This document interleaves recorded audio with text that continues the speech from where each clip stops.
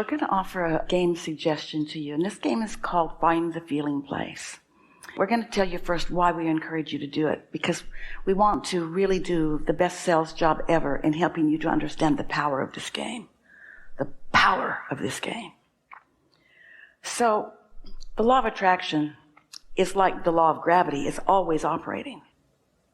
You can't turn it off. No one can.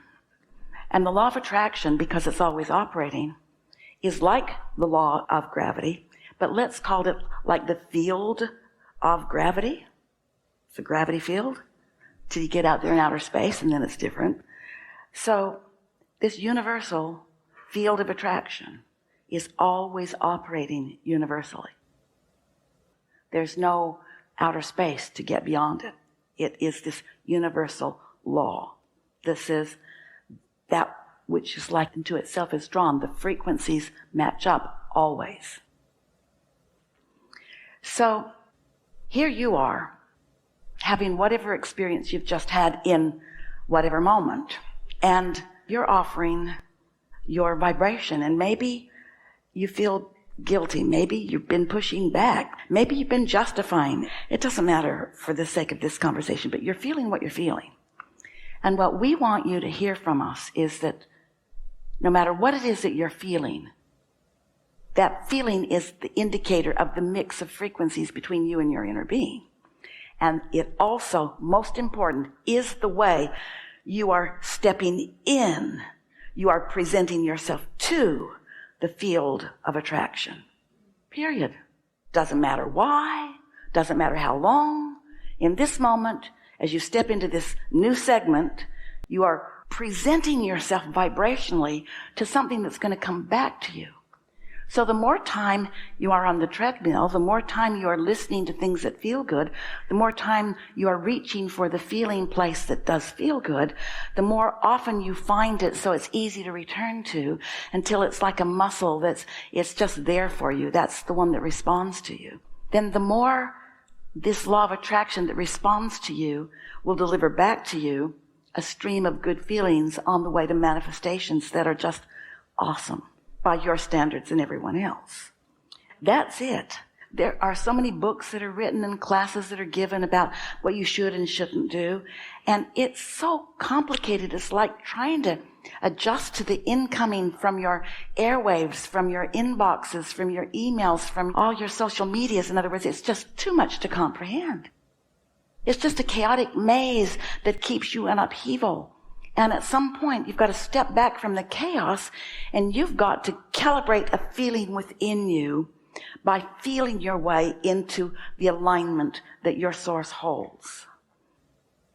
So the game, we call it Finding the Feeling Place. The premise that we're wanting to present here is that you cannot think your way through something, but you sure can feel your way through it, because you created something wonderful in the midst of everything that you've been living there. And there's something wonderful, not just for your next open loops, but for everyone else's too. So, in the way you enter the field of attraction, because you've practiced it, is with love. You see, here's the thing. We want you to know, all of you, how your inner beings are looking at you. Your inner beings are with you in every moment, step by step by step, experience by experience, conversation by conversation. Your inner being is right there, not bored, interested. The difference between you and your inner being is that your inner being is always looking at what you've created, not looking at where you are or where you've been. That's what our friend was talking about earlier. He recognizes that there's a new him, and he doesn't want to keep focusing on the old him. And the reason that that's a really good idea is because your inner being is not looking back. There is no regression. Your inner being is always looking forward. So you've decided that this is going to happen. I'm in the middle of this, let's call it deliberate renewal. I'm in the middle of my familiar, meaning family, familiar realignment. I'm in the middle of my familiar continuation and expansion. And always will be, and always will be. So, when you know what you don't want and you know what you do want, you've contributed all of these, what we've been calling for years, rockets of desires, and you've created a vibrational reality that is all pure positive energy. And your inner being, who never focuses lackfully, is only focused upon wanted, and the law of attraction, who is responding not just to you, but to the inner being version of you, is responding to your inner being. Have you heard us say that one who's in alignment with that source is more powerful than millions who are not? Those aren't even accurate words. It's so much more. When the law of attraction responds to your inner being, who's thinking about you with no resistance, there is a powerful gathering of cooperative components. And you are one of those cooperative components that's being gathered to your own desire. Unless you're in one of those modes when you've been tit for tatting, when you've been, well, it's your fault, when you're doing that, then you're not in connection with your inner being, and now you're playing that game. And nobody ever wins that game. Everybody playing that game, I'm right, no, I'm right, no, I'm right, no, I'm right. Well, you did that, well, you did that. Well, it's your fault, well, it started back. Nobody wins that. Everybody loses that. Everybody just writhes around in misery and attracts more misery. Meanwhile, you've created something magnificent that you're depriving yourself of because you have this flawed premise that you got to explain something that they're not going to understand anyway. Have you ever had an experience where you've moved through time and now you get your parents? Oh yeah. I guess I can stop being mad at them now. In other words, your inner being is calling you, and your inner being is calling everyone else in the equation too. We know we make it sound simplistic because it is, friends. It is simple. It's simple. A woman was wanting a new relationship, and we asked her to describe it, what we really wanted, and this is what we were getting at. We wanted her to make us understand her feeling place that she was looking for. So she said words like happy and getting along and compatible, and it went on and on and on and on. She just couldn't spit out any description. And we said, really, way too vague. Way too vague. Sort of like platitudes, like lip service. It wasn't moving anything. She wasn't moving anything. She wasn't finding the feeling place. She was saying words that meant things to her, but she wasn't even close to the meaning of the words. Well, tell us why you're done with that relationship. Friends, she was no longer vague. That feeling place was so vivid to her, we had to slow her down before everyone started crying. It was so easy to find the unwanted feeling place, that practice that you're talking about.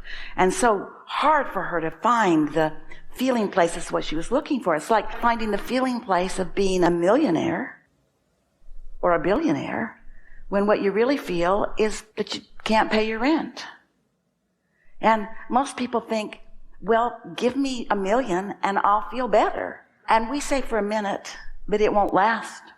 You have to find a way of finding the feeling place of it. Now, this feels a little confusing because we're asking you to not try to speak your way through it or think your way through it. We're asking you to feel your way through it. We're asking you to find the feeling and let the feeling lead, and then let the feeling inspire you to the words. And they kind of go together. But if your emphasis is upon producing a feeling, not a manifested result, a feeling, that's what you're looking for right now, a feeling. So you might say something like, we're going to speak in terms that so many of you can relate to as you're looking for this relationship, or as you're looking for being inside of a wanted relationship. I like feeling home. Fill it in with words if you need to. Smells good, feels good, comfort. Comfort.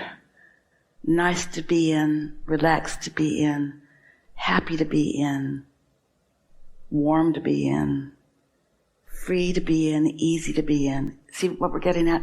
Find the feeling and then try to define it with other things that bring more to it. That feeling of being with someone who is also home and not depending on me to be there.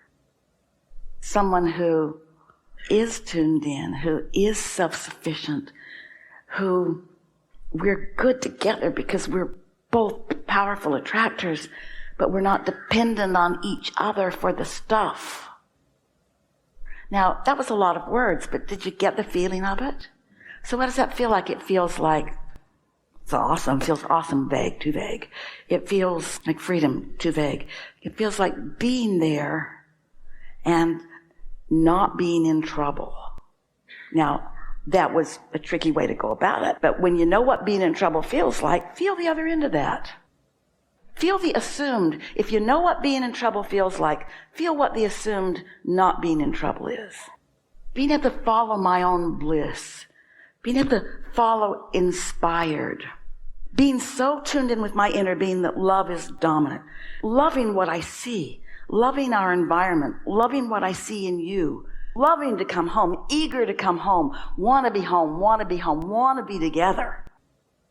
Now we know lots of words. And hard to separate one from the other, but you get what we're going for? You're wanting to conjure that feeling. That feeling, and a lot of the feeling you know, because you felt the other end of that stick a lot. Almost everybody is after almost everybody. Did you do that? Did you do that? Why didn't you do that? Well, I don't feel so good. You need to do more for me. And you're going, yikes. I want to go screaming into the woods. And what are you running to the woods for?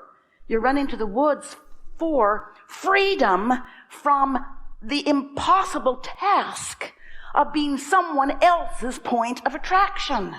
That's what you want freedom from, but you don't get it until you are your own point of attraction. Till you have worked in concert with your powerful inner being. I want to be me. I want to feel that. I want to be selfish. Well, selfish means be self. And who self is someone who loves. And someone who loves because that's your nature.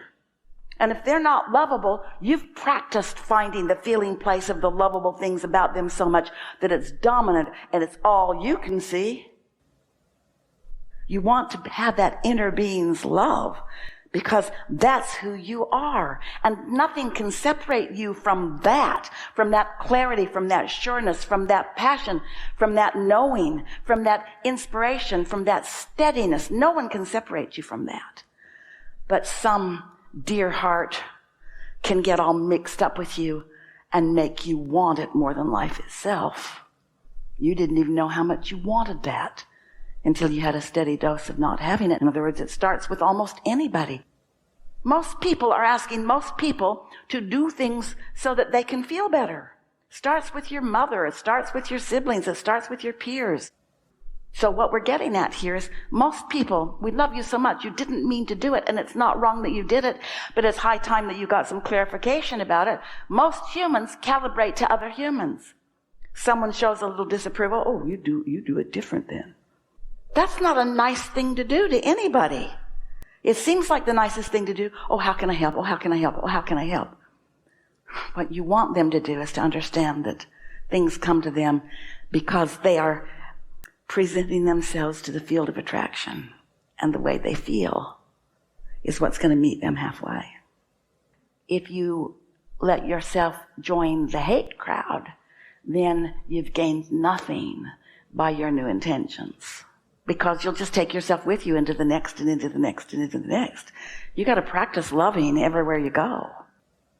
We'll give you the physics of this. When you isolate an emotion and you stay there, whether it feels bad or good, but we're going to assume that it feels good, and you stay there, in only 17 seconds, more like it joins it. It doubles. And in another 17 seconds, it doubles again. And in another. In other words, this exponential attraction is really worth acknowledging. And as you're walking around with that practiced vibration, the law of attraction won't match you up with those who are different from you. So it's going to begin to feel like the world has just become this magnificently transformed place where everywhere you look, there is something in harmony with you. That's how it is. That's just how it works. Because the law of attraction never, ever makes an error, ever. Good to know? Really good.